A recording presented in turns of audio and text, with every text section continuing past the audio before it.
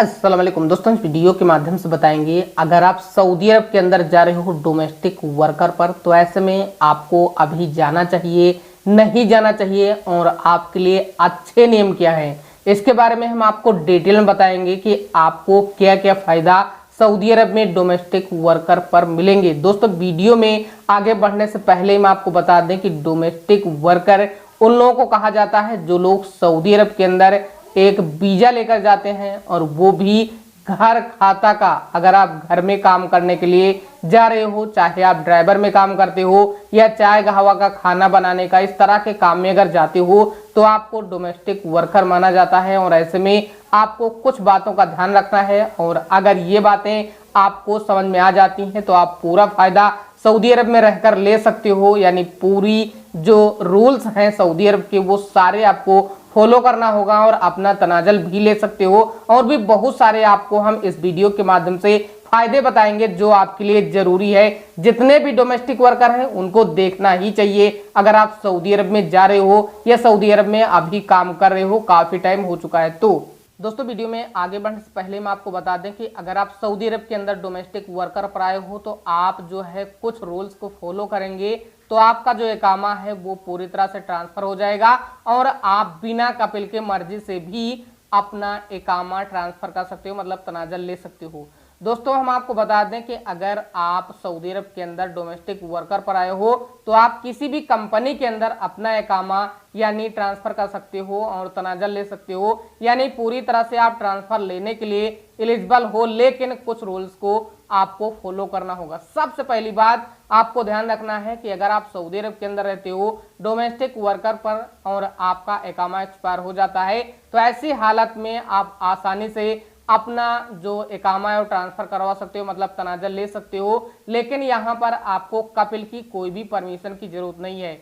जरूरी बात आपको ध्यान रखना है कि अगर आप सऊदी अरब के अंदर एक डोमेस्टिक वीजा पर काम कर रहे हो तो वहां पर जो फीस है वो 1 साल की इकामा की फीस 650 रियाल के करीब है। और अगर आप कंपनी के अंदर ट्रांसफर करवाते हो तो वहां पर आपका चेंबर्स में भी रजिस्ट्रेशन होगा और टोटल इकामा की फीस लगभग 12,000 रियाल के करीब होगी।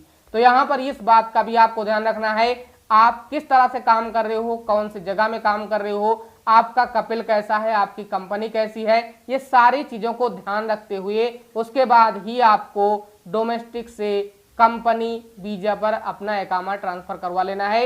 ये सब कुछ कंफर्म करने के बाद ही आपको अपना इकामा ट्रांसफर करवाना है। दोस्तों, डोमेस्टिक वर्कर के लिए एक और हम बात बता देते हैं जो आपके लिए जरूरी है। अगर आपका इकामा भी वैलिड है, टाइम पर सैलरी मिल रही है और अपना आप तनाजल लेना चाहते हो तो आप कंपनी के अंदर नहीं ले सकते हो। इस बात का आपको खास ध्यान रखना है। अगर सब कुछ वैलिड है, टाइम पर सैलरी मिल रही है तो कंपनी के अंदर आप जो है अपना तनाजल नहीं करवा सकते हो। लेकिन यहाँ पर अगर आप कुछ भी तनाजल करने की कोशिश करते हो तो आपके कपिल की भी परमिशन लगेगी।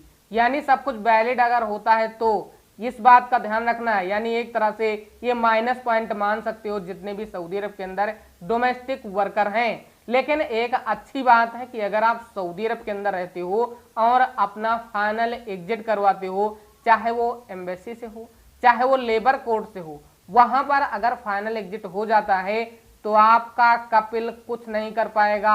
आप पूरी तरह से अपना सफर कर सकते हो। आपको वहां पर टाइम दिया जाएगा 15 दिन, 1 महीने या 60 दिन, इस तरह से आपको टाइम दिया जा सकता है। इसमें आपको परेशान होने की जरूरत नहीं। अगर हुकूमत की तरफ से फाइनल एग्जिट हुआ है तो आपका कपिल कुछ नहीं कर पाएगा, आप अपना सफर कर पाएंगे आसानी से, कोई दिक्कत नहीं होगी। दोस्तों, इस वीडियो में एक लास्ट बात हम आपको बताना चाहता हूं कि अगर आप सऊदी अरब के अंदर डोमेस्टिक वर्कर पर आ रहे हो तो आपको पहले ही कंफर्म कर लेना है कि हमारा किस तरह का काम है, कैसा काम है, कितने घंटे काम करना पड़ेगा, क्या सैलरी मिलेगी और क्या क्या वहां पर दिक्कत होगी, क्या नहीं होगी। इसके बारे में आप पूरी तरह से सर्च कर लें, देख लें, समझ लें, उसके बाद ही आपको डोमेस्टिक वर्कर पर आना चाहिए। क्योंकि अगर आप फंस जाते हो तो आपको कई दिक्कतों का सामना करना पड़ेगा।